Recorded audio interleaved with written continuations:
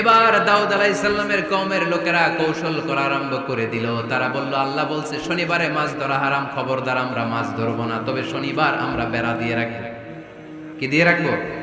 জাল দিয়ে বেড়ে দিয়ে রাখবো। শনিবারে ধরবো না, রবিবারে যাই ধরবো। খবরদার শনিবারে ধরবি না, শনিবারে হারাম। হারাম করছে কে? তো মাছগুলো যখন তেলাওয়াত করতে আসতো, এরা জাল দিয়ে বেড়ে দিয়ে রাখতো চারদিকে, শনিবারে ধরতো না, কারণ হারাম। কারণ কি? বেড়ে দিয়ে রাখতো, রবিবারে যে ধরতো। আল্লাহ কি এটা বুঝাইছে? আল্লাহ বুঝাইছে শনিবারে যত মাছগুলো এসেছে এগুলো ধরা যাবে না, এগুলো যখন আবার সাগরের প্রবাহে ভেসে চলে যাবে, তোমরা আবার নৌকা নিয়ে মাছ শিকার করতে পারবে। ঠিক কিনা?